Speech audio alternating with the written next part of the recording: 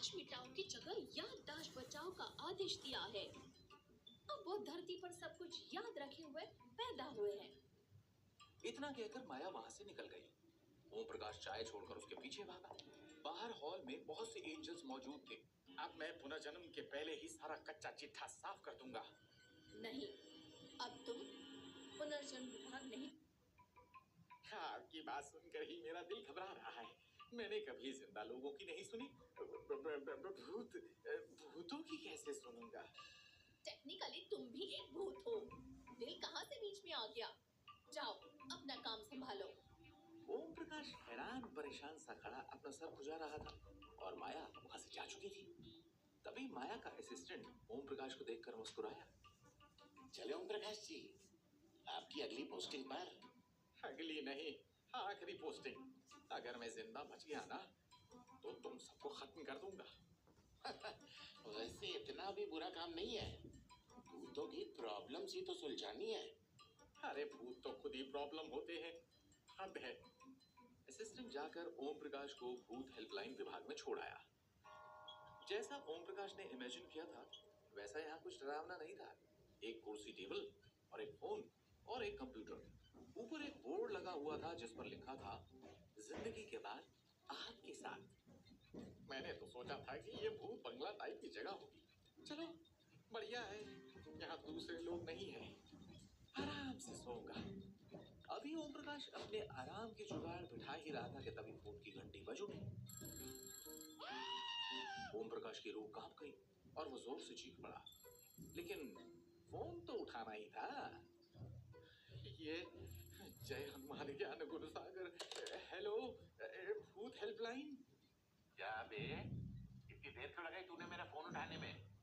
तू जानता है अपन कौन है? देखिए भूजी, डिटेल में मत जाइए, बस प्रॉब्लम बताइए। अब उनका नाम देवू हटेला, मगर अब ना अपनी हट चुकी है। अब उनकी जिंदगी में एक लैला थी, बोले तो अपनी गर्लफ्रेंड, लेकिन अब वो किसी और से शादी बनाने जा रही है। अब ना ये अपनी आंखों से होते हुए नहीं देख सकता। अब उसको उठा ले भाई। ओम प्रकाश ने तुरंत कंप्यूटर स्क्रीन पर देवू का रिकॉर्ड देखा तो उसे थोड़ी हंसी आ गई। देवू भाई, तूने इस लड़की के लिए जहर खाया था और वो शादी करने जा रही है। ये तो गलत बात है।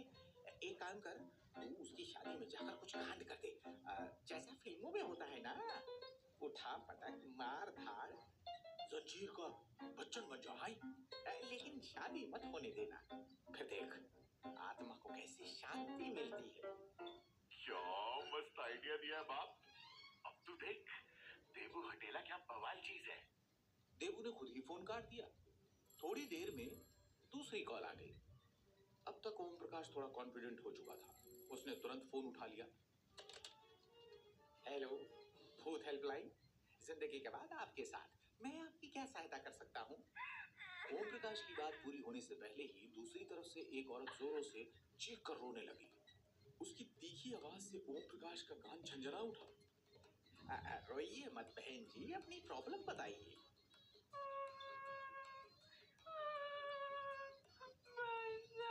मैं क्या बताऊं? वो बुढ़िया मेरे साथ, उसने मेरा जीना हराम कर दिया है। औरत बोले जा रही थी, अपनी जिंदगी की दुख भरी कहानी सुना रही थी। ओम प्रकाश बोर होने लगा। बहन जी, आप इसी तरह अपनी सास को पकाती तो आपकी जगह वो हमें कॉल कर रही होती। चलिए अब असली प्रॉब्लम बताइए। मैं मरने के बाद चुड़ैल बन गई थी। मोहल्ले के बाहर वाले बरगद पर चैन से रहती थी, लेकिन उस बुढ़िया ने मरने के बाद भी मेरा पीछा नहीं छोड़ा। वो भी उसी बरगद पर आ गई। अब बताइए मैं कहाँ जाऊँ? ये मामला तो फैमिली कोर्ट में जाना चाहिए। आप एक काम कीजिए, किसी अच्छे तांत्रिक से मिलिए, उसे लेकर आइए, वो आपकी भूत बाधा दूर कर देंगे। ये मैंने पहले क्यों नहीं सोचा? आपका बहुत बहुत शुक्रिया भाई साहब। अब ओम प्रकाश को मजा आने लगा था। वो परेशान हाल भूतों को अतरंगी एडवाइस दे रहा था। अकेलेपन के शिकार जवान भूत को डेटिंग करने की सलाह, तो बोर हो रही लड़की को मूवी देखने की। बच्चे भूतों को मेले में जाने के लिए कह दिया। एक ठेकेदार भूत को तो भूत बंगला बनवाने की भी सलाह दे डाली। ओम प्रकाश को लग रहा था कि वो अपना काम बड़े अच्छे तरीके से कर रहा है, मगर उसे अंदाजा भी नहीं था कि उसने सिस्टम में कितनी बड़ी गड़बड़ पैदा कर दी है। मगर अगली कॉल खुद ओम प्रकाश के होश उड़ाने वाली थी। जैसे ही घंटी बजी, उसने तुरंत फोन उठाया। हेलो, भूत हेल्पलाइन, जिंदगी के बाद आपका साथ, आपकी क्या सहायता कर सकता हूँ? ओम प्रकाश ने 2-3 बार हेलो कहा, मगर दूसरी तरफ से दो लोगों की आपस में बातें करने की आवाजें सुनाई दे रही थी। हैं, स्वर्ग में भी क्रॉस कनेक्शन? ये लैंडलाइन वाले कब सुधरेंगे? ओम प्रकाश फोन काटने ही जा रहा था कि उसके हाथ रुक गए और वो फोन पर होने वाली बातें सुनने लगा। मुझे बस पेमेंट टाइम पर मिलना चाहिए। 5 गोल्डन स्टार, 8 सिल्वर, आपका काम करवा दूंगा। सर, इतना कैसे हो पाएगा? स्वर्ग में कितनी महंगाई हो गई है, आपको तो पता ही है। तो सस्ते में इतना बड़ा काम हो भी नहीं सकता। धरती पर ऐश करना है तो स्वर्ग में कैश देना ही पड़ेगा। फोन पर हो रही ये बातचीत सुनकर ओम प्रकाश के कान खड़े हो गए। तभी लाइन अपने आप डिस्कनेक्ट हो गई। मैं तो इनको देव मानुष समझता था, लेकिन यहाँ तो वहां से भी ज्यादा बड़े घोटालेबाज हैं। पता करना पड़ेगा कि ये कौन सी डील और किस पेमेंट की बात हो रही थी। ओम प्रकाश का अब अपने काम में मन नहीं लग रहा था। जल्दी जल्दी कॉल्स निपटाकर सीधा माया के ऑफिस की तरफ भागा। वो जल्द से जल्द इस बारे में पता करना चाहता था, लेकिन उसे ये नहीं पता था। जैसे ही ओम प्रकाश माया के ऑफिस में पहुंचा, उसने देखा माया बाहर की तरफ आ रही थी। ओम प्रकाश को देखते ही वो चिल्ला पड़ी।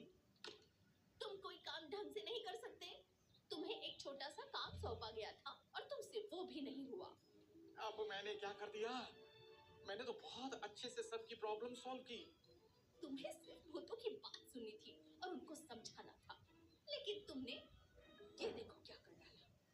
इतना कहकर माया ने स्क्रीन ऑन की और धरती अवलोकन चैनल लगा दिया। भूतों की वजह से कई जगहों पर हड़कंप मच गया था। ऐसी ऐसी चीजें हो रही थी जो लोगों ने सिर्फ फिल्मों में देखी थी। सड़क से लेकर सिनेमा हॉल तक हर जगह भूतों का आतंक था। वो सब देखकर ओम प्रकाश भी घबरा गया। देख लिया अपने ओवर स्मार्ट बनने का नतीजा। मैं तो बस बेचारे भूतों को इंसाफ दिला रहा था। अब तुम्हारा इंसाफ मैं करूंगी। नरकदूत, इसको हटाओ मेरी नजरों के सामने से। माया जी, मेरी बात तो सुन लीजिए। मैं एक बहुत जरूरी बात करने के लिए आया था। यहाँ कोई बहुत बड़ा घोटाला चल रहा है। ओम प्रकाश की बात पूरी होने से पहले ही नरकदूत ने आकर उसके हाथ में लोहे की जंजीर पहना दी थी।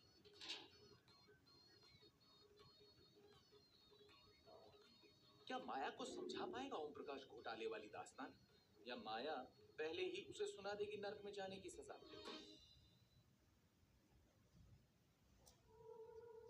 अब बस, तुमने स्वर्ग के सिस्टम को जोक बना रखा है। मुझे तुम्हारी कोई बात नहीं सुननी। माया का पारा अब 7वें आसमान पर था। उसकी आंखों में ठंडी आग थी, जिससे नर्क के गेट भी गर्म हो जाते हैं।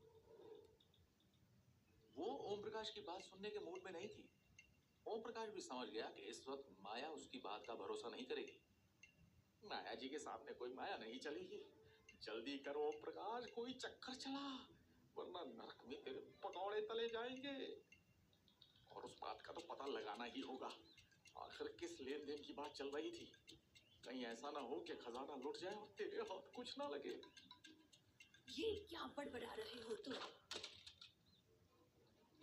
माया जी, बाहर से तो मैं गया ही हूँ, अब अंदर से भी निकालेंगी क्या? नरकदूत, तुम खड़े खड़े क्या देख रहे हो? जंजीर पहनाओ और लेकर जाओ इसे। माया जी, मैं जानता हूँ मैंने कुछ भूतों को जरा ज्यादा इंसाफ दे दिया, लेकिन मेरा इरादा नेक था। मैं स्वर्ग का रॉबिन हुड बनना चाहता था। जैसे ही नरकदूत आगे बढ़े, ओम प्रकाश ने जल्दी से माया के आगे हाथ जोड़ दिए। माया जी, मैं आगे से कोई गड़बड़ नहीं करूंगा। आप बस मुझे एक और मौका दे दीजिए। नहीं, अब मैं तुम्हें कोई मौका नहीं दे सकती। बेरोजगार आत्मा विभाग में जाओ और अपना नाम लिखवा दो। तुम्हारे लायक कोई काम होगा तो वो दे देंगे। तब तक तुम नर्क में रहोगे। माया का आखिरी फैसला सुनकर ओम प्रकाश के दिमाग में एक नया तिकड़म लगाने का ख्याल आया। वो जल्दी से बेरोजगार आत्मा विभाग पहुंच गया, लेकिन दरवाजे पर ही एक दिव्य दरबान ने उसे रोक लिया। कहाँ घुसे चले आ रहे हो बेरोजगार आत्मा? भाई एक विनती है, अंदर अफसर साहब से सिर्फ 2 मिनट की बात करनी है। सर ऑफिस में नहीं है, लंच करने गए हैं। वो वहीं बाहर खड़ा हुआ, लेकिन उसकी नजर पड़ी अंदर बैठे एक क्लर्क पर, जिसकी कुर्सी ओपी को किस्मत की सीढ़ी जैसी लगने लगी। ओम प्रकाश ने दरबान को पटाया और क्लर्क के पास पहुंच गया। भाई साहब, लगता है आप ही इस ऑफिस की रीढ़ की हड्डी है। सारा काम आपकी टेबल से होकर गुजरता होगा। बिल्कुल सही पकड़े हैं। मेरी भी एक छोटी सी अर्जी है। अफसर साहब से सिफारिश कर दीजिए। मैं जानता हूँ फाइल तभी सरकेगी जब जेब गर्म होगी। मेरी जेब चलाने का इरादा है क्या? मैं जलाने की नहीं, सितारों से जगमगाने की बात कर रहा था। क्लर्क ने ध्यान से ओम प्रकाश को देखा। वो समझ गया, सितारा यानी गोल्डन स्टार की बात कर रहा है ओम प्रकाश। लगता है अपनी बिरादरी के हो। देखते हैं क्या हो सकता है। पहले एप्लीकेशन तो लिख दो। ओम प्रकाश ने सुकून की सांस ली। उसने एप्लीकेशन लिखकर दे दी। क्लर्क उठकर अंदर गया और कुछ देर बाद क्लर्क लौट आया और ओम प्रकाश को एक बंद लिफाफा थमा दिया। अब तो खेल पलटने वाला है। माया जी, अब मुझे निकालना तो दूर, प्रमोशन देने पे मजबूर हो जाएंगी। ओम प्रकाश ने ऐसी स्टाइल में लिफाफा खोला जैसे लव लेटर खोल रहा, लेकिन जैसे ही उसने लिफाफा खोला सब उड़ गया। प्रमोशन नहीं, पोस्टिंग मिली थी, पियून की।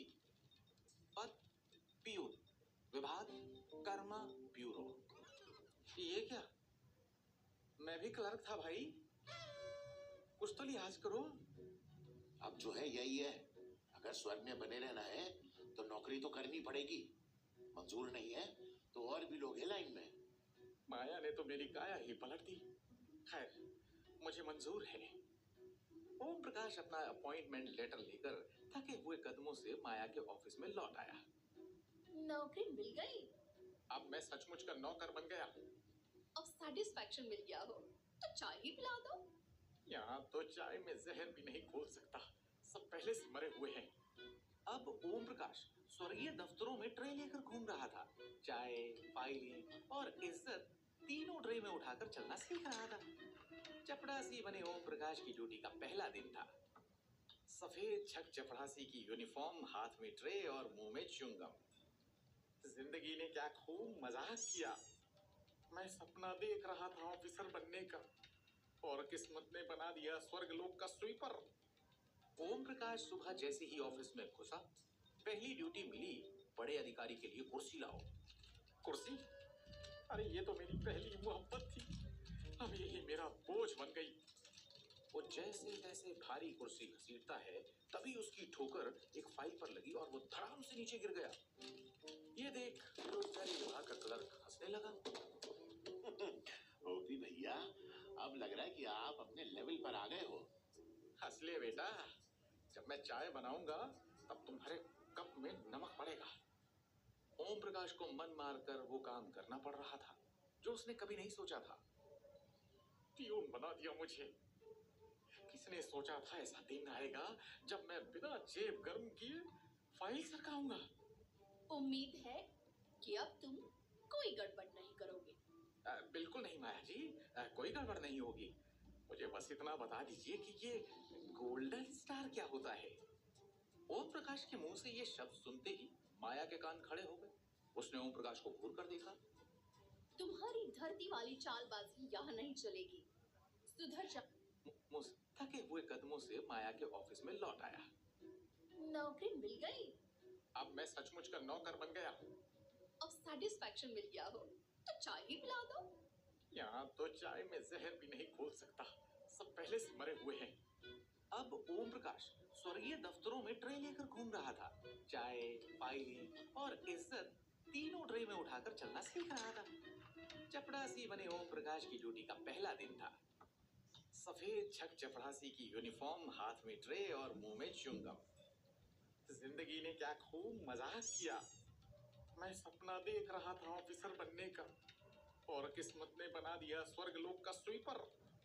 ओम प्रकाश सुबह जैसे ही ऑफिस में घुसा, पहली ड्यूटी मिली, बड़े अधिकारी के लिए कुर्सी लाओ। कुर्सी? अरे ये तो मेरी पहली मोहब्बत थी, अब यही मेरा बोझ बन गई। वो जैसे तैसे भारी कुर्सी घसीटता है, तभी उसकी ठोकर एक फाइल पर लगी और वो धड़ाम से नीचे गिर गया। ये देख बेरोजगारी विभाग का क्लर्क हंसने लगा।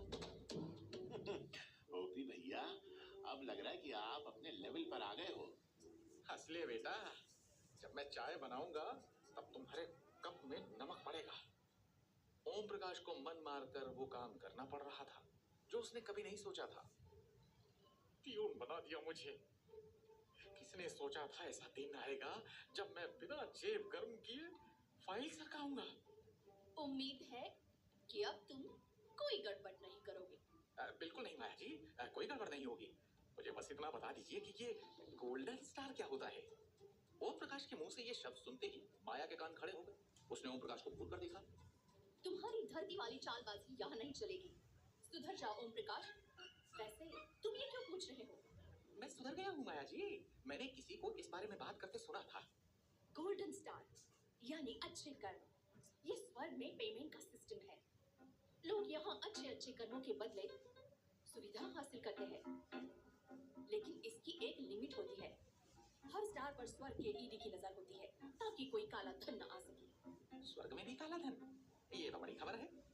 ऑफिसर्स कुर्सी पर बैठे कुर्सी तोड़ रहे थे, फाइलें धूल फांक रही थी और सारे क्लर्क काम डाल रहे थे, लेकिन ओम प्रकाश साफ नोट कर रहा था। एक दिन ओम प्रकाश की ट्रे में पुनर्जन्म विभाग के बड़े अफसर की फाइल आ गई, जिसे देखते ही उसकी आंखें चमक उठी। अब शुरू होगा ओम प्रकाश का जुगाड़मेंट। बड़े अफसर को फटाऊंगा और फिर से भूत हेल्पलाइन में जाऊंगा। ओम प्रकाश इस बार मन लगाकर काम कर रहा था, लेकिन दिमाग कहीं और ही लगा हुआ था। वो सिर्फ एक मौके की तलाश में था और जल्द ही उसे ये मौका मिल गया। एक सुबह वो एक फाइल लेकर पुनर्जन्म विभाग के अफसर के ऑफिस में गया तो अंदर से एक जानी पहचानी सी आवाज सुनाई दी। ये आवाज तो कहीं सुनी हुई सी लग रही है। अरे भाई, ये तो वही है। अब मिला ना बड़ा मौका, जैकपॉट लगने वाला है ओम प्रकाश। किसकी थी यह आवाज जिसे सुनकर ओम प्रकाश इतना खुश था? क्या इस बार चलेगी ओम प्रकाश की जुगाड़ ट्रेन, या इस बार जाएगा सीधा नर्क एक्सप्रेस में?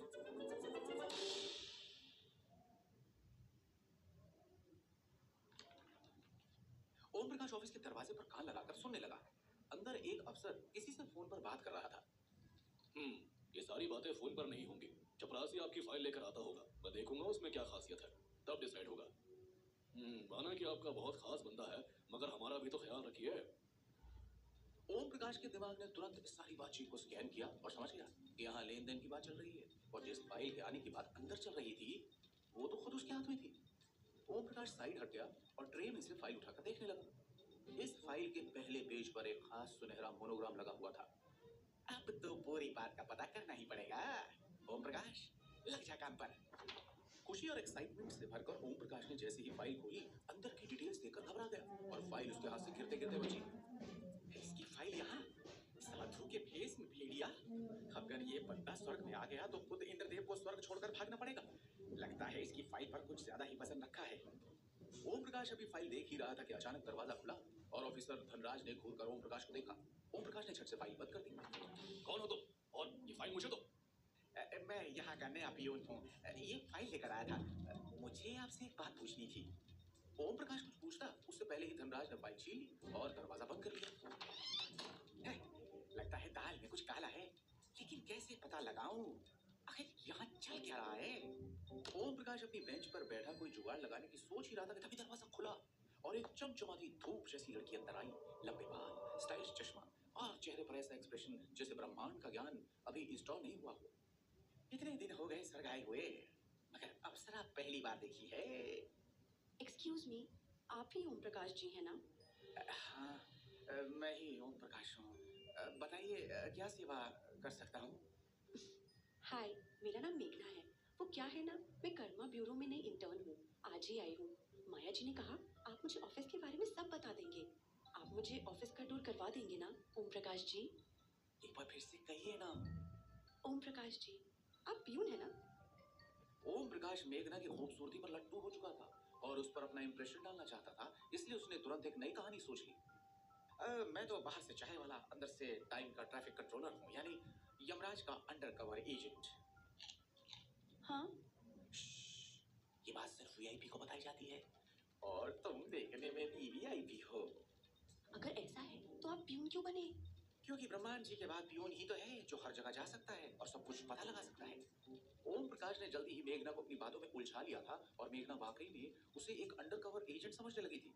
दोनों प्लास्टिक की कुर्सियों पर बैठे समोसे खा रहे थे और ओम प्रकाश अपनी जिंदगी के झूठ को सच की तरह परोस रहा था। देखो मेघना, धरती पर तो पुलिस है और ऊपर वाले की पुलिस हम है। मैं भूतों के मिस्ट्री केस सुलझाता हूँ। ओह, तो आपने क्या कोई केस सॉल्व किया है? किया? अरे मैंने तो भूतों की फैमिली कोर्ट तक खोल दी थी। एक बार एक आत्मा ने तलाक की अर्जी दी, मैंने ऐसा समाधान निकाला कि दोनों साथ रहने को मजबूर हो गए। वाह ओम प्रकाश जी वाह। पर अब तुम मेरी टीम में हो, ओपी एंड मैगी। हम हैं एक टीम। हाँ, तो मुझे क्या करना होगा? आई मीन हम किस मिशन पर हैं? यमराज को शक है कर्मा ब्यूरो में कुछ धांधली चल रही है, यानी स्वर्ग में काला बाजारी। हमें उसी का पता लगाना है। मैं कुछ समझी नहीं।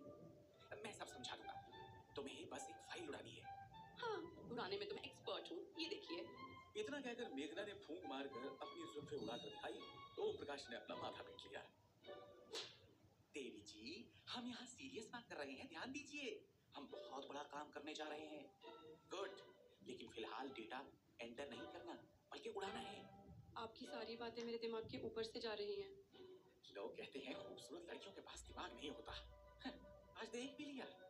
बताइए ना ओम प्रकाश जी। आपको करना ये है कि पाप पुण्य खाता विभाग में जाकर बंदूक बाबा के कर्मों के हिसाब वाली फाइल को चुराना है। उनके खाते में कुछ गड़बड़ है। बंदूक बाबा वो यहाँ है, लेकिन इसमें क्या गड़बड़ है? यही तो बात है कि स्वर्ग में है। जय हो बंदूक बाबा की। इतने पहुंचे हुए बाबा जी हैं, वो स्वर्ग में रहेंगे तो स्वर्ग का कल्याण हो जाएगा। हे भगवान, ये तो बाबा की भक्त निकली। ओम प्रकाश को लगा था कि मेघना के साथ टीम बनाकर वो धांधली का पता लगाएगा और मौका मिला तो बहती गंगा में खुद भी डुबकी लगा लेगा और उसे भी कुछ मिल जाएगा।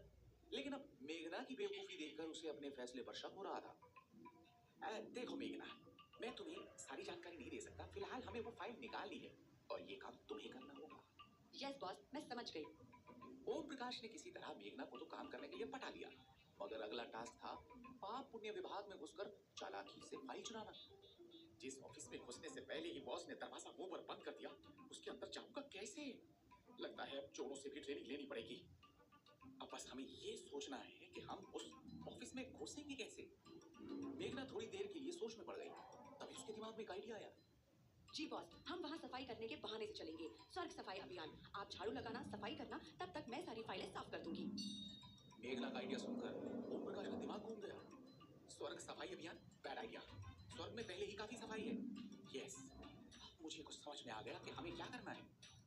ओम प्रकाश की आंखों में एक शैतानी चमक आ गई थी। उसने मेघना के कान में अपना आइडिया सुनाया तो मेघना भी खुश हो गई।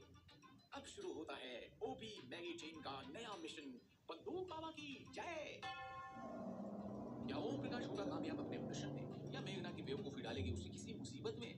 आखिर क्या था बंदूक बाबा की फाइल का राज?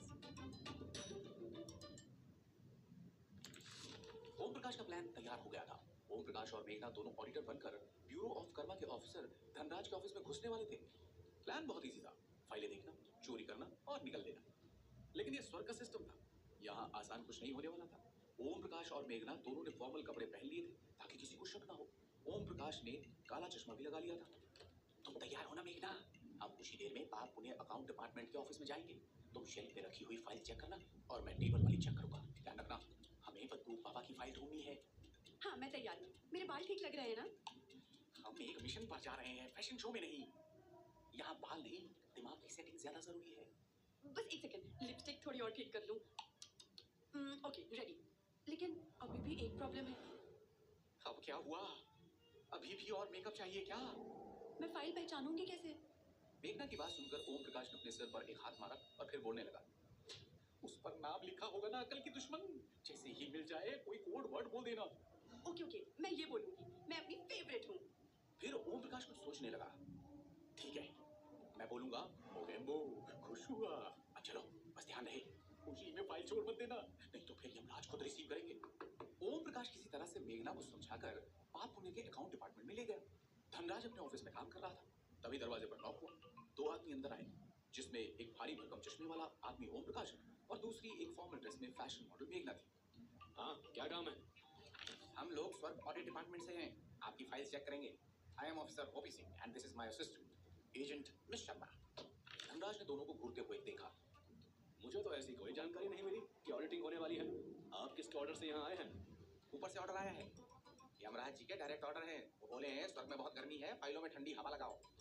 धनराज को थोड़ा शक हो रहा था, लेकिन मेघना की मुस्कुराहट और ओम प्रकाश के फेक कॉन्फिडेंस ने उसे भरोसा दिला दिया। उसने क्लर्क को इशारा किया। इनको फाइलें दिखा दो। ओम प्रकाश और मेघना फाइलों के ढेर में ऐसे खो गए जैसे बच्चा टॉफियों की दुकान में। ओम प्रकाश के हाथ कांप रहे थे, क्योंकि फाइल भी तो बंदूक बाबा की ढूंढनी थी। मैगी ध्यान से देख, जिस पर गोल्डन मोनोग्राम हो वही फाइल पकड़ना, बाकी उससे तो ऐसा पुण्य मिलेगा जैसे आलू के चिप्स के पैकेट में हवा। ओके बॉस, लेकिन ये क्लर्क बार बार मुझे देख रहा है, कहीं से शक तो नहीं हो गया?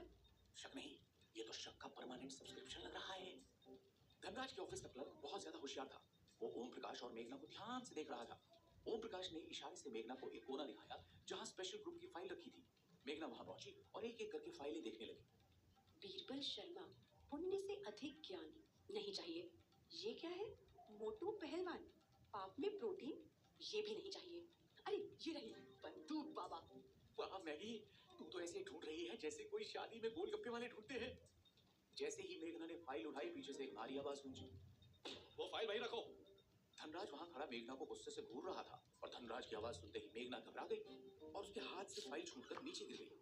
ओम प्रकाश ने झट से फाइल उठा ली और जल्दी जल्दी उसे पढ़कर वापस रख दिया। तभी क्लर्क भी कुछ बड़बड़ा रहा था, लेकिन अचानक चुप हो गया। तभी बाहर से आवाज आई, चित्रगुप्त जी आ रहे हैं।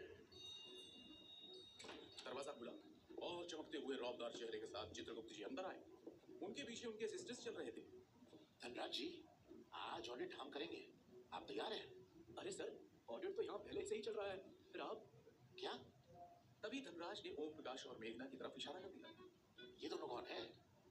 चित्रगुप्त जी को देखकर ओम प्रकाश और मेघना थोड़ा सा डर गए और उन्हें एक पल को लगा जैसे सब खत्म हो गया। यमराज के नाम पर बनाया गया नाटक अब भांडा फोड़ होने वाला था। लेकिन तभी मेघना ने चालाकी से काम लिया। सर, हम प्री ऑडिट टीम है, यमराज जी की स्पेशल टास्क फोर्स से। हमारा काम सिर्फ यहाँ आकर देखना था कि यहाँ सब कुछ ठीक है या नहीं। ठीक है, लेकिन अब जब आ ही गए हो तो एक डॉक्यूमेंट का ऑडिट करके दिखाओ। तभी चित्रगुप्त जी ने एक मोटी सी डिजिटल फाइल उन्हें रिपोर्ट बनाने को दी। इसकी ऑडिट रिपोर्ट अभी बनाओ। सर, मैं ये कंप्यूटर से करूंगा। एआई और आध्यात्मिक इंटेलिजेंस का मिला जुला नमूना हूं मैं। ओम प्रकाश ने कंप्यूटर ऑन किया, लेकिन स्क्रीन पर जो लैंग्वेज दिखी वो थी देवनागरी संस्कृत इन डेटाबेस फॉर्मेट। ये कौन सी लैंग्वेज है? इसे समझने में तो गूगल ट्रांसलेट भी रिजाइन दे दे। ये स्वर्गीय कोडिंग है, शायद ब्रह्मा जी ने खुद बनाई हो। क्या हुआ ऑडिटर साहब? अबे ये तो ऐसी फाइल है जिसमें कर्मों का एपीआई लिंक है और पुनर्जन्म की कुकीज। लगता है ये फाइल देखकर गूगल भी अपना सर्वर रिस्टार्ट कर दे। चित्रगुप्त जी वहां खड़े ओम प्रकाश को घूर रहे थे। सर, मुझे लगता है इस फाइल में पास्ट में हुए करप्शन के क्लू है। इसके लिए डीप एनालिसिस करना पड़ेगा। तो करो ना। ओम प्रकाश जल्दी से कीबोर्ड पर अलग अलग कीज दबाने लगा और फिर उसने एंटर की दबा दी। सर देखिए, मैं एक कमांड डाल रहा हूँ, ये चल गया तो आप खुद देख लेना। तभी कंप्यूटर में एक एरर आया। Error 108, too much power, not enough पुण्य। ये कमांड किस ग्रंथ में लिखा है? नया अपडेट आया है sir, latest version of Bhagwat GPT. स्वर्ग में भी एआई घुस गई है सर। अब तो पुनर्जन्म भी कैप्चा सॉल्व करके मिलेगा। चित्रगुप्त जी ने शक भरी नजर से ओम प्रकाश को देखा, मगर उनके दिमाग में कुछ और ही चल रहा था। ठीक है, फिलहाल तुम दोनों जा सकते हो, लेकिन फाइनल ऑडिट के लिए हम तुम्हारी रिपोर्ट की प्रतीक्षा करेंगे। रिपोर्ट क्या? हम तो थीसिस देंगे। भाग चलो मैगी, अगर और देर की तो फाइल के साथ फोटो भी लगेगा। Wanted fraud auditor. या चित्रगुप्त जी के सामने होगा ओम प्रकाश का भांडा फोड़, या ओम प्रकाश पहले ही ले आएगा बंदूक बाबा और धनराज की सच्चाई सबके सामने। ओम प्रकाश जल्दी से धनराज के ऑफिस से भाग गया था, मगर उसके जाते ही धनराज ने चित्रगुप्त जी की तरफ देखा। आप इन दोनों को नहीं जानते? स्वर्ग में इतने कर्मचारी हैं, अब मैं एक एक का हिसाब थोड़ी रख सकता हूँ। वैसे भी उन दोनों को खुद यमराज ने भेजा था। मगर आप तो हर इंसान का हिसाब रखते हैं। मैं धरती पर रहने वाले इंसानों का हिसाब रखता हूँ, स्वर्ग में रहने वालों का नहीं। चित्रगुप्त जी बिना ऑडिट करे ही धनराज के ऑफिस से निकल आए, मगर उनके दिमाग में ओम प्रकाश की फाइल खुल चुकी थी। उधर ऑडिटिंग का ड्रामा बड़ी ही चालाकी से पार कर लेने के बाद ओम प्रकाश और मेघना ऑफिस से बाहर निकले। बाहर निकलते ही ओम प्रकाश ने चैन की सांस ली। वाह सर, क्या एक्टिंग की है आपने। एक्टिंग? अरे मैं तो पैदा ही ऑस्कर के साथ हुआ था। मेरी एक्टिंग पर शक करना मतलब खुद की किस्मत पर शक करना। सर, आप तो जैसे स्वर्ग के जेम्स बॉन्ड ही हैं। डिटेक्टिव ओम प्रकाश 007। वो दोनों ठहाके लगाते हुए सीढ़ियों की तरफ बढ़ ही रहे थे कि अचानक पीछे से एक सीरियस आवाज उनके कानों में गूंज उठी। श्रीमान ओम प्रकाश जी, जरा आप रुकिए। हे भगवान, अब तो लग रहा है स्वर्ग से डायरेक्ट नर्क एक्सप्रेस में बुकिंग होने वाली है और हमारी पोल खुलने वाली है। चित्रगुप्त जी बड़े ही सीरियस चेहरे के साथ उनकी तरफ बढ़े। ओम प्रकाश सिंह, अब चलो हमारे साथ। तुम्हारी ऑडिटिंग की रिपोर्ट मुझे खुद देखनी है। ओम प्रकाश जी, ये हमें कहाँ लेकर जा रहे हैं? चुपचाप चलते रहो। ध्यान रखना कि हम अंडर कवर एजेंट है, किसी के सामने सच्चाई नहीं आनी चाहिए। मेघना ने हाँ में गर्दन हिला दी और वो दोनों चित्रगुप्त जी के पीछे पीछे चल दिए। और बस क्या था, ओम प्रकाश और मेघना दोनों बकरी की तरह सिर झुकाए चित्रगुप्त के ऑफिस में खड़े हुए थे। जानते हो तुमने किससे पंगा लिया है? मेरे पास हर आत्मा की फाइल है और तुम्हारी तो स्पेशल एडिशन में छपी हुई है। सर, मेरी फाइल पे तो धूल हटाने का चार्ज भी लग गया होगा, इतनी पुरानी होगी। कहीं खुदाई ही ना करवानी पड़ जाए आपको। बहुत मजाक पसंद है ना तुम्हें। अभी बुलाता हूँ अपने कर्मदूतों को। डर के मारे मेघना के चेहरे का रंग सफेद पड़ गया। तभी ओम प्रकाश मेघना को देखकर मुस्कुराया। सबसे पहले तो आपको घबराना नहीं है, जो भी होगा मैं संभाल लूंगा। चित्रगुप्त जी ने ताली बजाई और दो हट्टे कट्टे आदमी कमरे में घुसे। एक ने सफेद कपड़े पहन रखे थे और दूसरे ने काले। अरे, ये तो वही है जो मेरी हर गड़बड़ी के टाइम पर मेरे दिमाग के आसपास मंडराते रहते थे। हम दोनों बिना टिकट तेरे साथ तेरी सारी गलतियों की बस में सफर करते रहे हैं। और तुझे तो पता ही नहीं चला कि टिकट चेकर कभी आएगा ही नहीं, सीधा नरक का स्टॉप ही आएगा। तुम दोनों की फाइल तो मैं बाद में देखूंगा, वो भी बिना वजन रखे। चित्रगुप्त जी ने अपना मोटा चश्मा नाक पर सेट करते हुए ओम प्रकाश की फाइल को खोलकर पढ़ना शुरू किया। तुमने जीवन भर झूठ बोलने, काम चोरी और काम के समय गायब रहने में वर्ल्ड रिकॉर्ड बनाया है। सर, कोई वर्ल्ड रिकॉर्ड वाला सर्टिफिकेट मिलेगा क्या? मैं सोच रहा हूँ फेसबुक पर प्रोफाइल अपडेट कर दूँ। हाँ हाँ मिलेगा। अब तुम्हें सजा सुनाई जाएगी, तैयार हो जाओ। ओम प्रकाश के माथे पर पसीना छलक आया, लेकिन वो भी ओम प्रकाश था, जुगाड़ू नंबर 1। सर, आप तो जानते हैं मैं कर्मों का वर्क इन प्रोग्रेस प्रोजेक्ट हूँ। अभी फाइल रिपोर्ट मत बनाइए, एक बार सिस्टम अपडेट कर लीजिए। ये लाइन तो तुमने जज के सामने भी बोली थी, जब तुम्हें परीक्षा में नकल करते पकड़ा गया था।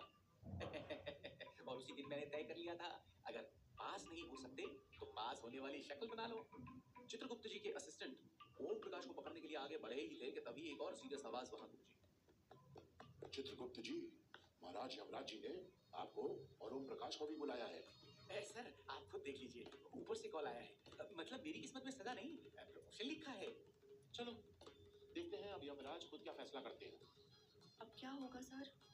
लगता है यमराज जी मेरे काम से कुछ ज्यादा ही खुश है, कहीं मुझे ही चित्रगुप्त न बना दे। तुम इंतजार करो, मैं यूं गया और यूं आया। चित्रगुप्त और ओम प्रकाश यमराज के दरबार की तरफ चल पड़े, मगर ओम प्रकाश के दिमाग में कई सवाल घूम रहे थे।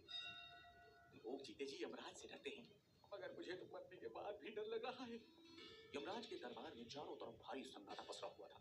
ओम प्रकाश को यमराज के सामने खड़ा कर दिया गया। ओम प्रकाश, तूने स्वर्ग के नियमों के साथ खिलवाड़ किया है, जवाब दे क्यों? महाराज, मैंने कोई खिलवाड़ नहीं किया, मैं तो रूल्स के बगल में लूप होल ढूंढ रहा था। चुप। जब इंसान मरता है तो यमदूत वहां मौजूद रहते हैं। तुझसे एक सवाल है, जब तेरा एक्सीडेंट हुआ हमारे दूत कहाँ थे?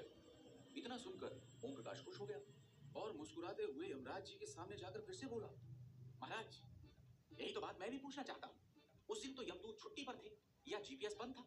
हमारे दूत कभी लेट नहीं होते, जरूर उस दिन कुछ गड़बड़ हुई थी। महाराज, कहीं ये स्वर्ग का भी अचानक सर्वर डाउन तो नहीं हो गया था? यमराज जी ओम प्रकाश को घूरे जा रहे थे। ज्यादा बातें मत बना, वो दिन और वो जगह दोबारा बता। जी महाराज, गलती नंबर 7, पान की दुकान के बगल में वो चौधरी भैया वाला मोड़। ओम प्रकाश के मुंह से इतना सुनते ही यमराज जी ने उसे बीच में रोक दिया। सही कहा, लेकिन उस दिन वहाँ कोई यमदूत नहीं था, तो फिर सवाल यह है कि तुझे स्वर्ग किसने पहुंचाया? तेरी फाइल के हिसाब से तो तुझे नरक में होना चाहिए था। पूरा दरबार सन्नाटे में चला गया। ओम प्रकाश ने गहरी सांस ली। महाराज, लगता है इस बार किसी और ने वजन रखकर मेरी फाइल सरका दी है। अच्छा मजाक किया, पर इसका जवाब तुम्हें ढूंढना होगा। जासूस बनने का बहुत शौक है ना तुम्हें ओम प्रकाश 007? ओम प्रकाश के दिमाग में अब एक नया सवाल घूम रहा था। आखिर आखिर उससे मुझे बचाया किसने? आखिर कैसे आया था ओम प्रकाश स्वर्ग? क्या यमराज के सामने कुर्की सुलझा पाएगा ओम प्रकाश? अभी ओम प्रकाश सोच ही रहा था कि आखिर उसे स्वर्ग लेकर कौन आया था। तभी चित्रगुप्त जी ने शिकायत करते हुए यमराज से कहा, महाराज, मुझे तो लगता है कि इसके स्वर्ग आने के पीछे कोई बहुत बड़ी गड़बड़ है। आते ही इसने कर्मा ऑफ ब्यूरो में नौकरी हासिल कर ली, और इतना ही नहीं, पुनर्जन्म ऑफिस में गड़बड़ की, बूथ हेल्पलाइन का सिस्टम बिगाड़ दिया, और उसके बाद आज धनराज के ऑफिस में घुस गया। ये सब सुनकर ओम प्रकाश का सर चकराने लगा था। ये चित्रगुप्त ने तो मेरी फाइल ही खोल कर रख दी। क्या गड़बड़ लगा रखी है रे तूने ओम प्रकाश? एक तो बिन बुलाए बाराती बनकर घुस आया, ऊपर से कर्म ऑफ ब्यूरो का सिस्टम हिला दिया है तूने। महाराज, गलती मेरी नहीं है, सिस्टम ही लुच-पुंज है। मैं तो बस ईमानदारी से काम कर रहा था। सिस्टम में गड़बड़? अच्छा ठीक है, अब ये भी साबित कर कि सिस्टम में क्या गड़बड़ है। महाराज, एक रिक्वेस्ट है, मुझे फिर से क्लर्क बना दीजिए, तभी मैं सिस्टम की असली खटारा गियर पकड़ पाऊंगा। अच्छा, तेरे ऊपर आखिरी बार भरोसा कर लेता हूँ। जा, फिर से पुनर्जन्म ऑफिस में तेरी ड्यूटी लगा देता हूँ, लेकिन ध्यान रहे, अगली बार पकड़ा गया तो नरक की कैंटीन में पकोड़े तलेगा। यमराज जी की बात सुनकर ओम प्रकाश मन ही मन खुश हो गया। वाह, यमराज जी तो बहुत दयालु निकले। क्लर्की में तो फ्री की कुर्सी और घंटी दोनों मिलती है। अब इससे पहले कि चित्रगुप्त जी कोई और खाता खोल दे, पतली गली से निकल लेता हूँ। ओम प्रकाश ने यमराज जी से इजाजत ली और उनके ऑफिस से निकलकर ऐसे भागा जैसे यमदूत पीछे लगे। तभी मेघना ने उसे आते हुए देखा। क्या हुआ सर, आप घबराए हुए क्यों लग रहे हैं? घबराया हुआ नहीं तो यमराज जी तो मेरे काम से खुश हो गए हैं, और अब मुझे प्यून बनकर काम नहीं करना पड़ेगा। मेरा प्रमोशन हो गया है। अंडरकवर एजेंट का भी प्रमोशन होता है क्या? क्योंकि अब एक नया मिशन शुरू हो गया है, ऑपरेशन फाइल खटर पटर। सिस्टम के कबाड़ में से सच्चाई उघेड़नी है। लेकिन सर, बंदूक बाबा का क्या हुआ? बंदूक बाबा को मारो गोली। अभी तो मेरी कंपनी पर बंदूक रख दी यमराज जी ने। चलो अब काम शुरू कर देते हैं। ओम प्रकाश ने यमराज जी से टाइम तो मांग लिया था, मगर उसे समझ में नहीं आ रहा था कि काम कहाँ से शुरू किया जाए। वो सोच ही रहा था कि तभी उसे सामने से माया आती हुई दिखाई दी। बधाई हो ओम प्रकाश जी, मैंने सुना है इस बार आपने सीधे यमराज से सिफारिश लगवाई है। माया जी, यमराज जी मेरा टैलेंट पहचान गए। एक आप ही हैं जो हमेशा मुझ पर शक करती हैं। वैसे आपकी कोई फाइल हो तो बताइएगा, यमराज जी अपने खास हैं। मेरा छोड़िए, फिलहाल तो पुनर्जन्म ऑफिस में फाइलों का ढेर लग गया है। जाइए और उन्हें निपटाइए। कैसे कैसे माया जी? फाइल तो तभी सकेगी जब जेब गरम होगी। सुधर जाओ ओम प्रकाश। अब क्या करूं माया जी, आदत से मजबूर हूँ। अच्छा, अब चलता हूँ। माया से पीछा छुड़ाकर ओम प्रकाश सीधे पुनर्जन्म ऑफिस में पहुंच गया। मेघना उसके साथ ही थी। वहां जाते ही ओम प्रकाश ने हुक्म झाड़ना शुरू कर दिया। चलो मेघना, अब काम शुरू कर दो। पुनर्जन्म वाले बंदों को उनके कर्म के हिसाब से सेट करना है, फिर पिछले जन्म की मेमोरी डिलीट करना है, और ये काम ध्यान से करना है। चलो काम पर लग जाओ। जी सर, अभी करती हूँ। मेघना को अपना काम सौंप कर ओम प्रकाश ने अपनी कर्मों की फाइल खोल ली थी। वो जल्द से जल्द पता करना चाहता था कि आखिर वो यहाँ कैसे पहुँच गया। जैसे जैसे वो अपनी फाइल पढ़ रहा था, उसकी हैरानी भी बढ़ रही थी। अब ये किसने बनाई है मेरे कर्मों की फाइल? हर जगह लाल स्याही से निशान लगे हैं। सर, ये देखिए, बंदूक बाबा की पुनर्जन्म फाइल। इनके कर्मों की लिस्ट तो गोल्डन कलर से लिखी है, और पुनर्जन्म हो रहा है किसी अरबपति के घर। ये कैसे हो सकता है? ये बाबा तो एक नंबर का ढोंगी था। इसके खाते में अचानक इतने पुण्य कैसे आ गए? अब सारा खेल ओम प्रकाश की समझ में आ चुका था। जब तक मैं यमराज जी के साथ था, किसी ने बंदूक बाबा की फाइल काली से सफेद कर दी।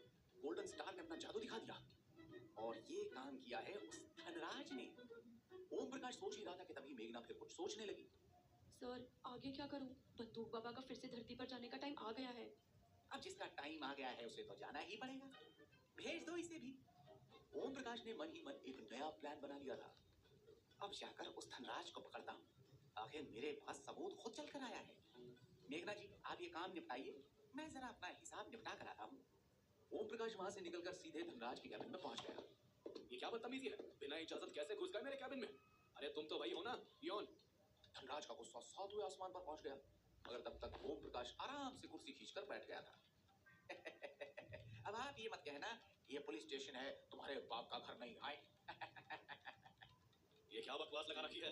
तुम जानते नहीं हो मैं कौन हूँ? आप धनराज जी हैं, स्वर्ग में रहने वाले मेरे बड़े भाई, और मैं धरती से आया आपका छोटा भाई ओम प्रकाश। आप भी मेरी तरफ फाइलें सरकाते हैं, जेब गरम करके। तुम मुझ पर इल्जाम लगाने वाले होते कौन हो? मैंने बताया ना, आपका दूर का भाई। वैसे मैं इल्जाम नहीं लगा रहा। मैंने अभी अभी बंदूक बाबा को एक अरबपति के घर भेजा है, जबकि उनके कर्मों की फाइल है। आपने तो देखी होगी। अब देखिए, इसमें उनका फायदा हुआ, आपका फायदा हुआ, तो कुछ फायदा मेरा भी होना चाहिए। समझ रहे हैं ना? ओम प्रकाश ने आंख मारकर अपना इरादा जाहिर कर दिया। धनराज जो अब तक दांत पीस रहा था, अचानक उसके मुंह से फूल झड़ने लगे। अच्छा तो ये बात है। आप फिक्र मत कीजिए, आपको आपका शेयर मिल जाएगा। आखिर आप मेरे दूर के भाई हैं। धनराज की बात सुनकर ओम प्रकाश को अपने कानों पर यकीन नहीं हुआ। इसका चैनल अचानक ही बदल गया। WWE से सीधा सॉफ्ट म्यूजिक। ओम प्रकाश, आज तेरी किस्मत बुलंदी पर है। यमराज से लेकर धनराज तक सब कृपा कर रहे हैं।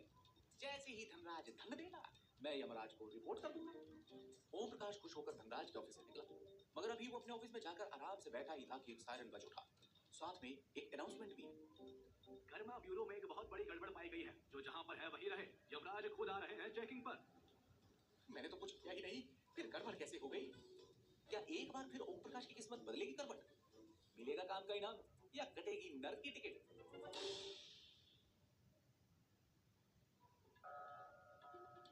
ओम प्रकाश अनाउंसमेंट सुनकर घबरा गया और जल्दी जल्दी अपनी फाइल चेक करने लगा। मैंने तो सुबह से कोई काम ही नहीं किया, तो गलती कैसे हो सकती है? आज किसी और ने कोई कांड किया है। ओम प्रकाश ने राहत की सांस ली और आराम से टेबल पर पैर फैलाकर बैठ गया। वो मन ही मन धनराज से मिलने वाली रकम का हिसाब लगा रहा था कि अचानक दो हट्टे कट्टे नर्कदूत उसके सामने प्रकट हो गए। ओम प्रकाश चीख पड़ा, अबे रावण के नाती, ऐसे अचानक आकर क्यों डराया? चल मेरे साथ, यमराज जी ने बुलाया है। यमराज जी से तो सुबह ही मुलाकात हुई थी, इतनी जल्दी फिर से काम पड़ गया? काम तमाम हो गया तेरा, समझा? चल अब। ओम प्रकाश कुछ और बोल पाता, इससे पहले ही दोनों नर्कदूतों ने उसे उठा लिया। अबे ये कोई तरीका है ले जाने का? अपनी भी कोई इज्जत है? तेरी इज्जत का बनेगा भाजी पाला, वो भी नरक की कढ़ाई में। धनराज से पंगा लेने गया था ना तू? धनराज का नाम सुनते ही ओम प्रकाश का दिमाग घूम गया और वो छूटने की कोशिश करने लगा। तुम सब मिलकर मुझे फंसा रहे हो, मैं यमराज से शिकायत करूंगा। तुम दोनों धनराज के आदमी हो। ओम प्रकाश के गिड़गिड़ाने का नर्कदूतों पर कोई असर नहीं पड़ा। उन दोनों ने ओम प्रकाश को ले जाकर यमराज के सामने पटक दिया। यमराज ने ओम प्रकाश को गुस्से में धरा तो ओम प्रकाश की बची खुची हिम्मत भी जवाब दे गई। ओम प्रकाश, ये क्या कर डाला तुमने? तुम्हें पहले ही चेतावनी दी थी, मगर तुम नहीं सुधरे और इतनी बड़ी गड़बड़ कर दी। लेकिन मैंने किया क्या है? रिश्वत लेकर वीआईपी पुनर्जन्म का टिकट काटा है, वो भी बंदूक बाबा जैसे पापी इंसान का। नहीं तो मैंने कोई रिश्वत नहीं ली। वो तो ओम प्रकाश की समझ में नहीं आ रहा था कि क्या सफाई दे। तभी यमराज जी फिर से गरज उठे। अगर रिश्वत नहीं ली तो ये क्या है? तुम्हारे खाते में 10 गोल्डन स्टार का ट्रांजैक्शन हुआ है, बंदूक बाबा के भक्तों की तरफ से। ये सुनकर ओम प्रकाश खुश हो गया। अरे वाह, बहुत दिनों बाद जेब गर्म हुई है। तुम हंस रहे हो ओम प्रकाश? यानी तुम्हें अपना गुनाह कबूल है? नहीं नहीं, यमराज जी मुझे नहीं पता, ये किसने अपना बिल मेरे ऊपर फाड़ दिया है। यमराज ने एक इशारा किया और स्क्रीन ऑन हो गई। उसमें ओम प्रकाश का कर्मा अकाउंट खुला हुआ था और ट्रांजैक्शन दिखाई दे रहा था। ये देख ओम प्रकाश की आंखें फटी की फटी रह गई। अब आ गया ना यकीन? नरक दूतों, इसे लेकर जाओ, नरक में सबसे घटिया जगह पर फेंक कर आना। ये मैंने नहीं किया, और अभी तो आपका दिया काम भी पूरा नहीं किया।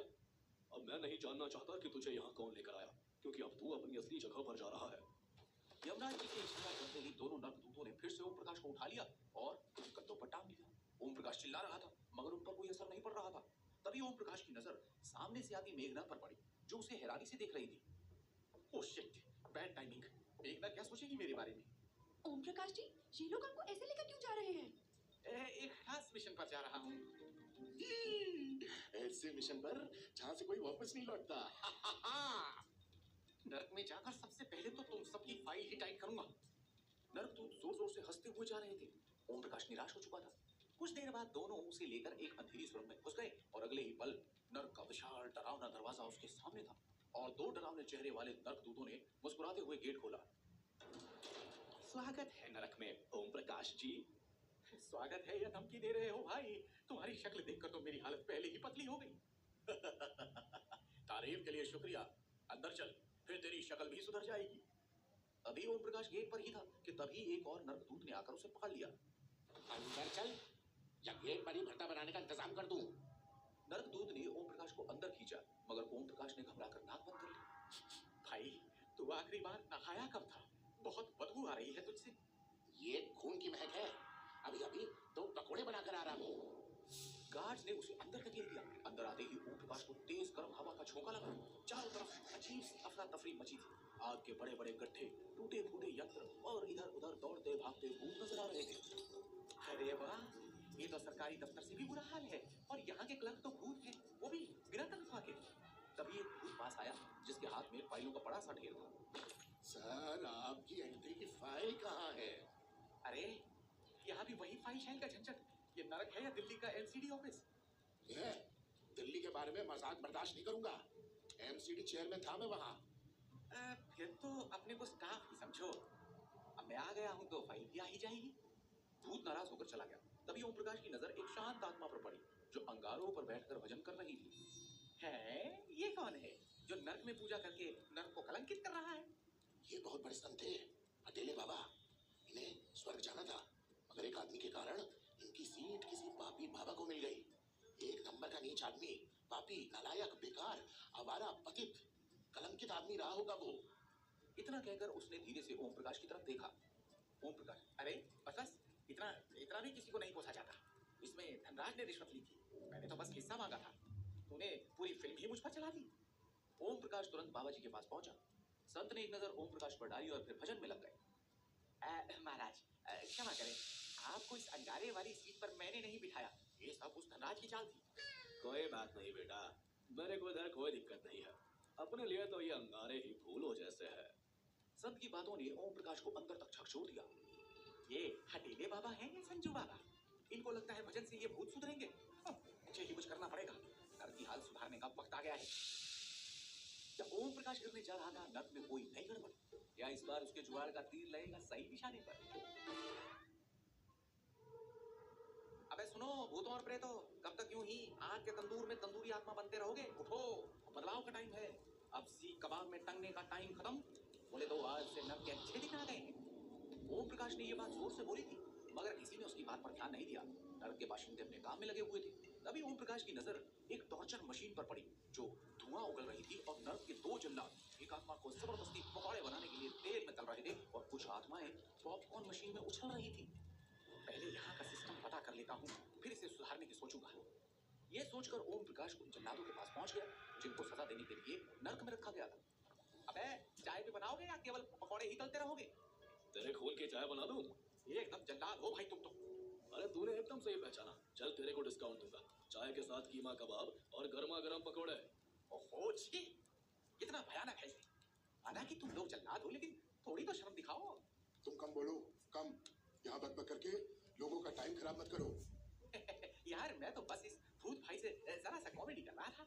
ज्यादा कॉमेडी आ रही है तो जाकर मुशायरा टीम ज्वाइन कर ले। वो लोग अभी अभी एक इंसान को सीख कबाब बनाने लेकर गए हैं। फिर भी कॉमेडी ना खत्म हो रही हो तो चुड़ैलों के साथ ट्रेनिंग में डाल दूं। वैसे तू स्वर्ग से यहाँ आकर कर क्या रहा है? जा भाग जा, वरना कहीं वो चौथा वाला वो बुलक्कड़ आ गया तो तुझे भी कढ़ाई में डाल देगा और बना देगा तेरा चिकन 65। नर्क के उन भूतों की बात सुन सुनकर ओम प्रकाश को उबकाई आने लगी। अबे बस करो ना बे, मैं शुद्ध शाकाहारी हूँ। ये क्या आदमी के पकौड़े और कबाब बनाने की बातें लगा रखी है। ओम प्रकाश उन भूतों के पास से हट गया, मगर जहां भी जाता उसे यही नजारे देखने को मिल रहे थे। अगर ऐसा ही चलता रहा तो ये जल्लाद जल्द ही मेरा दबाव बना देंगे। कुछ तो जुगाड़ लगा ओम प्रकाश। ओम प्रकाश अब जोर जोर से बोलकर अपनी स्कीम सुनाने लगा। आखिर उसकी कोशिश रंग लाई और कुछ मरे हुए लोगों ने उसकी बात सुननी शुरू कर दी। जब स्वर्ग में सिस्टम सुधार नहीं पाया तो सोचा यहाँ आकर क्रांति ही कर दूं। अब से नर्क में हड़ताल होगी। पाप की सजा दो, लेकिन ऐसे नहीं। पहले उसे एनेस्थीसिया दो, उसकी परमिशन लो, उसको ऑप्शन दो कि वो पकौड़ा बनना चाहता है या सीख कबाब, और फिर तुम लोग ये सब बनाकर करते क्या हो? मुझे लगता है मुझे यमराज जी को लेटर लिखकर यहाँ ऑडिट करवानी चाहिए। और देखते ही देखते नर्क की जनता यानी भूत, आत्माएं और यातना देने वाले दूत सब ओम प्रकाश के पीछे खड़े हो गए। बिल्कुल सही।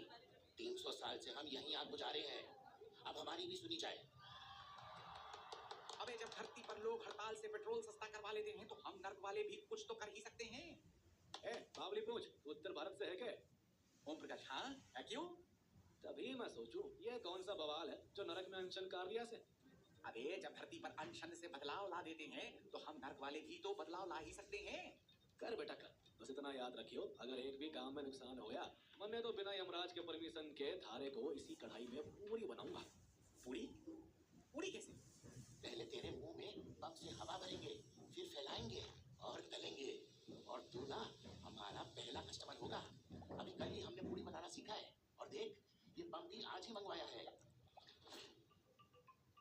प्रकाश ने एक बैनर बनवाया, नर्क सुधार आंदोलन, और सबको अलग अलग मार दिया। कोई जले हुए यंत्रों की मरम्मत करने लगा, कोई डेटा एंट्री संभालने लगा। बीच बीच में आत्माओं को वर्कशॉप में योगा करवाया जा रहा था। अब गहरी सांस लो और सोचो अगले जन्म में क्या बनना है। इनकम टैक्स ऑफिसर या सोशल मीडिया इन्फ्लुएंसर? हमें बस 2 रोटी और चैन चाहिए, बाकी जम तो बाद में देखेंगे। अरे वाह, नर्क में भी करियर काउंसलिंग शुरू कर दी हमने। अगली वर्कशॉप में रिज्यूमे बनवाएंगे। अब से हर भूत की एक यूनियन होगी और हर आत्मा को मिलेगा आराम का 1 घंटा। नर्क में भी ह्यूमन राइट्स होने चाहिए। तभी वहां का चीफ नर्क दूत गुस्से में आया। ये सब किसकी शरारत है? यहाँ क्रांति किसने शुरू की? नाम है ओम प्रकाश। कभी स्वर्ग में कलंक था, अब नर्क में सुधारक। तंदूरी आत्माओं को रोटी नहीं चाहिए, गरिमा चाहिए। लेकिन ये तो नियमों के खिलाफ है। नियम तो तब टूटते हैं जब कोई उनको मानता हो। अब जाओ ऊपर बता दो, नर्क में नई सरकार आने वाली है। तू ऐसे नहीं मानेगा, जल्दी तेरा इलाज करना पड़ेगा। ओम प्रकाश पर अब किसी भी बात का कोई असर नहीं पड़ रहा था। जाओ, जो करना है कर लो। आज तक जिंदगी में कई गलत काम किए थे और गलत काम करते वक्त नहीं डरा, मरने के बाद सही काम करने से क्यों डरूंगा भाई? हैं? ओम प्रकाश जोर शोर से नर्क सुधार आंदोलन चला रहा था। उसके कुछ चेलों ने मिलकर उसके लिए एक ऑफिस बना दिया था। एक दिन ओम प्रकाश जब आत्माओं को इकट्ठा करके भाषण दे रहा था, तभी कुछ भूत और आत्माओं ने आकर तोड़फोड़ शुरू कर दी। अरे ये क्या हो रहा है यहाँ? बाबा आप? बाबा की हटेगी तो सबकी कटेगी। क्या बोले तो टिकट बेटा, टिकट। तू स्वर्ग से यहाँ आया, मैं कुछ बोला क्या? तू लेकिन मेरे काम के बीच में अपना प्रोग्राम डालेगा तो हटेले बाबा की तो हटेगी ना। लेकिन बाबा आप तो इतने शरीफ सज्जन अच्छे थे, आप मुर्दा मुर्दी क्यों कर रहे हैं? कॉमेडी करता है, गुंडागर्दी को मुर्दा मुर्दी बोलता है।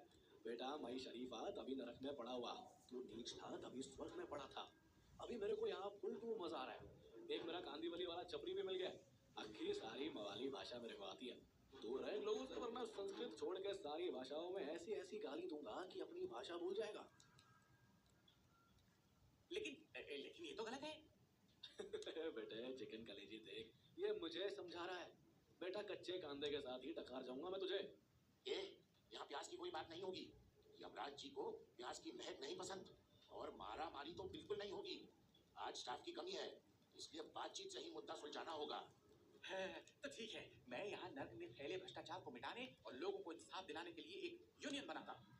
देख लो सारे भूत भाई, मेरे को तो अरे अनियन और यूनियन एक ही है। बात यह है कि मुझे चुनाव मंजूर है, लेकिन मेरी एक शर्त है। अगर मैं जीत गया तो फिर ओम प्रकाश यहाँ से बाहर नहीं जाएगा। क्यों भाइयों, लगाया जाए कारा? क्या आखिर नर्क में भी होने वाला है इलेक्शन? और क्या हटीला बाबा ओम प्रकाश को वहां यूनियन बनाने देगा, या फिर ओम प्रकाश अपनी जुगाड़बाजी से वापस स्वर्ग चला जाएगा?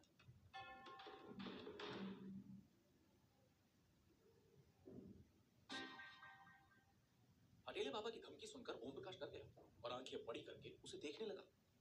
लेकिन ये तो गलत है। बेटे चिकन कलेजी देख, ये मुझे समझा रहा है। बेटा कच्चे कांदे के साथ ही टकार जाऊंगा मैं तुझे। यहाँ प्यास की कोई बात नहीं होगी। यमराज को प्यास की महक पसंद नहीं है और मारा मारी तो बिल्कुल नहीं होगी। आज स्टाफ की कमी है, इसलिए बातचीत से ही मुद्दा सुलझाना होगा। तो ठीक है, मैं यहाँ नर्क में फैले भ्रष्टाचार को मिटाने और लोगों को इंसाफ दिलाने के लिए एक यूनियन बनाना चाहता हूँ। देख लो सारे भूत भाई, मेरे को तो अरे अनियन और यूनियन एक ही है। बात यह है कि मुझे चुनाव मंजूर है, लेकिन मेरी एक शर्त है। अगर मैं जीत गया तो फिर ओम प्रकाश यहाँ से बाहर नहीं जाएगा।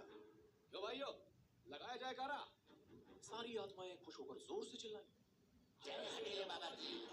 सवाल के साथ दिल की बात है। उन सब की बातों से ओम प्रकाश के दिमाग की घंटी बज गई। अरे रुको, मेरे दिमाग में एक धांसू प्लान आया है। इस फसाद की जड़ है गरम तेल। क्यों, ठीक कहा ना? ओम प्रकाश की आवाज बिल्कुल एक जासूस के जैसे लग रही थी। तभी एक आत्मा जोर से चिल्लाई, अरे तो क्या आप तेल को ठंडा करोगे? ओम प्रकाश ने अपनी आंखें घुमाकर बड़े बड़े चूल्हों की तरफ देखा और उसके दिमाग में खुराफाती आइडिया आया। हाँ बिल्कुल, अगर हम इस गरम तेल को ही हटा दें तो सारा राड़ा खत्म हो जाएगा और उसके लिए इन चूल्हों में जल्दी आपको बुझाना होगा। सारी आत्माएं एक दूसरे को देखकर बातें करने लगी।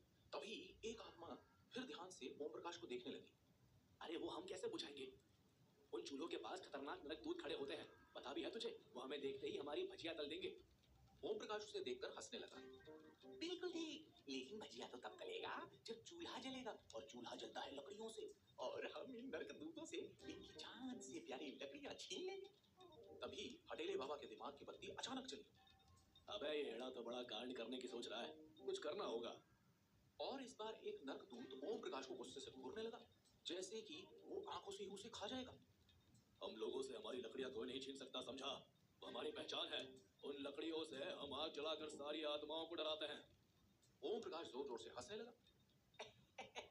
और तुम्हारे लिए वो लकड़ियां ये आत्माएं लेकर आती हैं, है ना? और खुद ही जलती हुई आग में इनके पकौड़े बनाते हैं। तो मेरे प्यारे भूतों और प्रेतों, आज से इन नरकदूतों के लिए लकड़ियां लाना बंद। ना रहेगी लकड़ी, ना चलेगी आग, और ना बनेंगे पकौड़े। अब लगाओ जयकारा। सारी आत्माएं खुश होकर ओम प्रकाश की जय जयकार करने लगी। ओम प्रकाश की जय हो, ओम प्रकाश की जय हो। तभी स्टेज पर हटेले बाबा अपनी टपोरी स्टाइल में चढ़े। अबे ओ आत्माओं की भीड़, सुन बे, जो हटेले बाबा को वोट देगा उसके लिए नरक का स्पेशल ऑफर है। 1 साल फ्री में जलते तेल से छुट्टी और ऊपर से एक पाप छूट का फ्री कूपन। इस ओम प्रकाश की स्कीम से तो जाने कब तुमको जलते तेल से छुट्टी मिलेगा। अब उनकी स्कीम अभी लागू होगी इंस्टेंटली। भीड़ में खुसर फुसर शुरू हो गई। तभी आगे बढ़कर एक आत्मा आगे आई। अबे ये तो बढ़िया डील है। तभी ओम प्रकाश ने फिर से अपनी अक्ल लगाई।